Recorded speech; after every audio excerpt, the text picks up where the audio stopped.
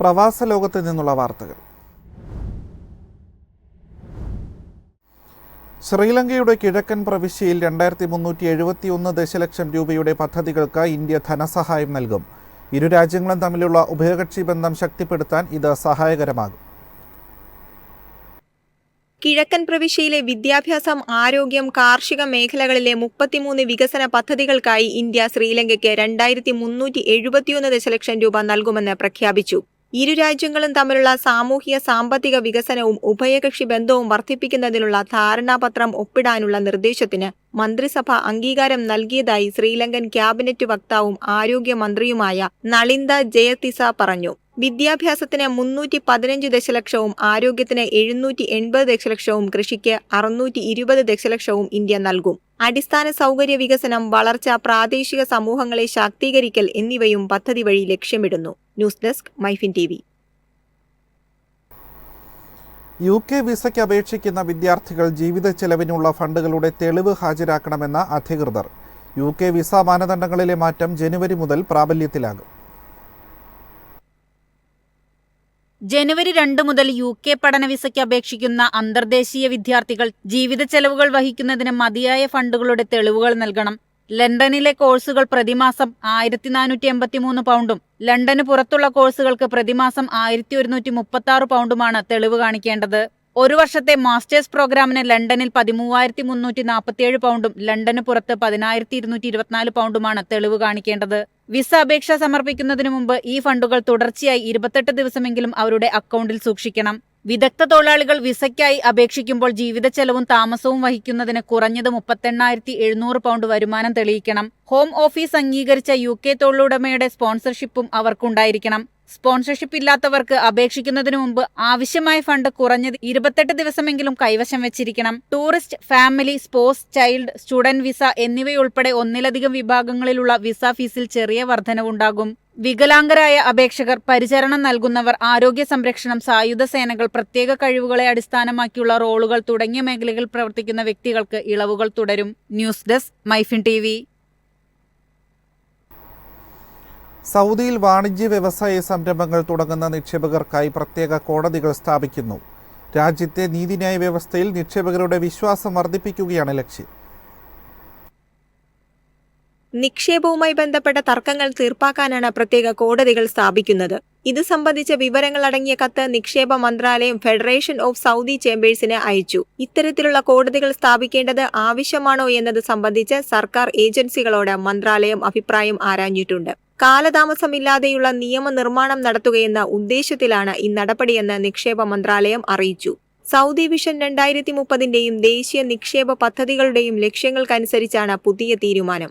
നീതിന്യായ വ്യവസ്ഥയിൽ നിക്ഷേപകരുടെ വിശ്വാസം വർദ്ധിപ്പിക്കുക, പ്രാദേശിക ആഗോള കേന്ദ്രങ്ങളെ നിക്ഷേപ കേന്ദ്രങ്ങളാക്കി മാറ്റാനും പ്രത്യേക നിക്ഷേപ കോടതികൾ ലക്ഷ്യമിടുന്നു. ന്യായമായ മത്സരം പ്രോത്സാഹിപ്പിക്കുന്നതിലൂടെയും ആഭ്യന്തര അന്തർദേശീയ നിക്ഷേപകർക്ക് തുല്യ അവസരങ്ങൾ ഉറപ്പു നൽകുന്നതിലൂടെയും ഒരു മത്സര വിപണി സൃഷ്ടിക്കാനും പുതിയ തീരുമാനം വഴി സാധിക്കും. News desk MyFin TV.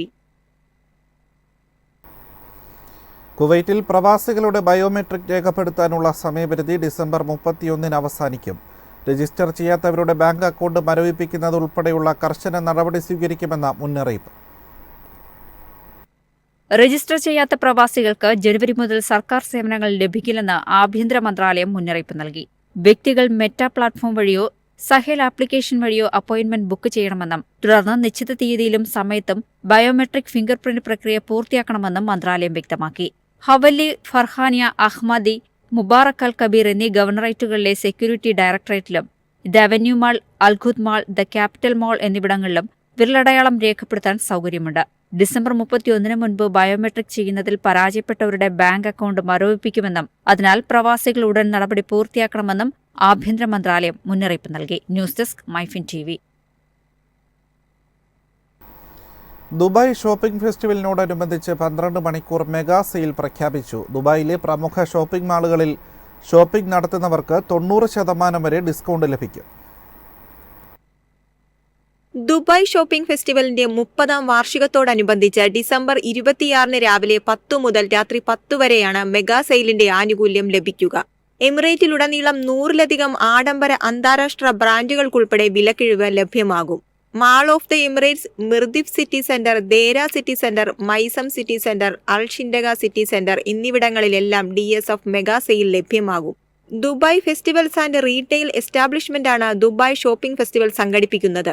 വിലക്കിഴികൾക്കു പുറമെ 300 ദിർഹമോ അതിൽ കൂടുതലോ ചെലവഴിക്കുന്ന ഷോപ്പർമാർക്ക് Mall of Emirates, Mirdif City Centre, Deira City Centre എന്നിവിടങ്ങളിൽ നിന്ന് പ്ലേ ആൻഡ് വിൻ തിരഞ്ഞെടുത്ത് നിരവധി സമ്മാനങ്ങൾ നേടാനുള്ള അവസരവുമുണ്ട്. ഡിസംബർ 26 മുതൽ ഫെബ്രുവരി 2 വരെയാണ് ദുബായ് ഷോപ്പിംഗ് ഫെസ്റ്റിവൽ നടക്കുന്നത്. Life style, electronics, fashion, beauty, homeware എന്നിവയുൾപ്പെടെ നിരവധി ഉൽപ്പന്നങ്ങൾക്ക് ഡിസ്കൗണ്ട് ലഭിക്കും. News desk MyFin TV. മറ്റു ചില ബിസിനസ് വാർത്തകളിലേക്ക്. രാജ്യത്തെ മ്യൂച്വൽ ഫണ്ട് വിപണി കുതിക്കുന്നു. മ്യൂച്വൽ ഫണ്ടുകൾ കൈകാര്യം ചെയ്യുന്ന ആസ്തി 68 ലക്ഷം കോടിയായി. മ്യൂച്വൽ ഫണ്ടുകൾ കൈകാര്യം ചെയ്യുന്ന മൊത്തം ആസ്തി എക്കാലത്തെയും ഉയർന്ന തുകയിലെത്തി. 68 ലക്ഷം കോടി രൂപയാണ് നിലവിൽ മ്യൂച്വൽ ഫണ്ടുകൾ കൈകാര്യം ചെയ്യുന്ന മൊത്തം ആസ്തി. 2023 ഡിസംബറിലെ 50.78 ലക്ഷം കോടി രൂപയിൽ നിന്നാണ് ഈ കുതിപ്പ്, അതായത് 33% വർധന. ഈ വർഷം മാത്രം മ്യൂച്വൽ ഫണ്ട് വിപണിയിലെത്തിയത് 17 ലക്ഷം കോടി രൂപയാണ്. ഓഹരി വിപണിയുടെ കുതിപ്പ്, യുവാക്കളിൽ നിക്ഷേപ താൽപര്യം ഉയർന്നതുമാണ് ഈ മുന്നേറ്റത്തിന് കാരണം. Association of mutual fund in ഇന്ത്യയുടെ റിപ്പോർട്ടിലാണ് ഇക്കാര്യം വ്യക്തമാക്കിയിട്ടുള്ളത്. നവംബറിലെ കണക്ക് പ്രകാരം ഇക്വിറ്റി സ്കീമുകളിലേക്ക് ഈ വർഷം എത്തിയത് 3.53 ലക്ഷം കോടി രൂപയാണ്. റീറ്റെയിൽ നിക്ഷേപകർ കൂടുതലായി ഇക്വിറ്റി ഫണ്ടുകളിലേക്ക് എത്തുന്നതിനാൽ ഈ പ്രവണത 2025 തുടരുമെന്നാണ് വിപണി വിദഗ്ധർ പ്രതീക്ഷിക്കുന്നത്. കഴിഞ്ഞ 4 വർഷത്തിനിടെ മ്യൂച്വൽ ഫണ്ടുകൾ കൈകാര്യം ചെയ്യുന്ന മൊത്തം ആസ്തിയിൽ 30 ലക്ഷം കോടി രൂപയുടെ വർധനയാണ് റിപ്പോർട്ട് ചെയ്തത്. പ്രതിമാസം നിക്ഷേപിക്കുന്ന സിസ്റ്റമാറ്റിക് ഇൻവെസ്റ്റ്മെന്റ് പ്ലാനുകളാണ് കൂടുതൽ നിക്ഷേപകരും തിരഞ്ഞെടുക്കുന്നത്. ഈ വർഷം SIP ആയി എത്തിയത് 2.4 ലക്ഷം കോടി രൂപയാണ്. ന്യൂ ഫണ്ട് ഓഫർ വഴി സെക്ടറൽ തീമാറ്റിക് ഫണ്ടുകളിൽ കൂടുതൽ തുക നിക്ഷേപമായെത്തുകയും ചെയ്തു. News desk MyFin TV. റഷ്യയിൽ നിന്നുള്ള എണ്ണ ഇറക്കുമതിയിൽ വൻ കുറവ്. മിഡിൽ ഈസ്റ്റ് എണ്ണ വിപണിയെ ആശ്രയിക്കുമെന്ന് ഇന്ത്യൻ റിഫൈനറിമാർ. മുൻനിര വിതരണക്കാരായ റഷ്യയിൽ നിന്നുള്ള എണ്ണ ഇറക്കുമതി കുറഞ്ഞതിനാൽ ഇന്ത്യൻ സ്റ്റേറ്റ് റിഫൈനർമാർ മിഡിൽ ഈസ്റ്റ് ക്രൂഡ് വിപണിയെ ആശ്രയിക്കുന്നത് പരിഗണിക്കുന്നു. രാജ്യത്തെ പ്രമുഖ റിഫൈനർമാരായ Indian Oil Corporation, Bharat Petroleum Corporation, Hindustan Petroleum എന്നിവയ്ക്ക് ജനുവരിയിലേക്കുള്ള ആവശ്യത്തിന് 8 മുതൽ 10 ദശലക്ഷം ബാരൽ റഷ്യൻ എണ്ണയുടെ കുറവുണ്ട്. റഷ്യയുടെ ഡിമാൻഡ് ഉയരുകയും ഒപെക് കരാറിന് കീഴിലുള്ള പ്രതിബദ്ധതകൾ നിറവേറ്റുകയും ചെയ്യുന്നതിനാൽ റഷ്യൻ എണ്ണ ഇറക്കുമതി ചെയ്യുന്നതിനുള്ള പ്രശ്നങ്ങൾ വരും മാസങ്ങളിൽ തുടരുമെന്ന് റിഫൈനർമാർ ഭയപ്പെടുന്നു. മിഡിൽ ഈസ്റ്റ് വിതരണക്കാരിൽ നിന്ന് തങ്ങളുടെ കമ്പനി കൂടുതൽ എണ്ണ ആവശ്യപ്പെടുകയോ സ്പോട്ട് ടെൻഡർ നടത്തുകയോ ചെയ്യുമെന്ന് റിഫൈനർമാർ പറഞ്ഞു. രാജ്യത്തെ മുൻനിര റിഫൈനറായ IOC 2022 മാർച്ചിൽ സോർ ഗ്രേഡുകൾ വാങ്ങുന്നതിന് മുമ്പ് സ്പോട്ട് ടെൻഡറുകൾ നടത്തിയിരുന്നു.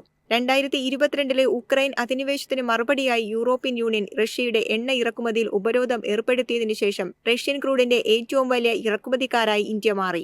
ഇന്ത്യയുടെ ഊർജ്ജ ഇറക്കുമതിയുടെ 1/3 റഷ്യൻ എണ്ണയിൽ നിന്നാണ്.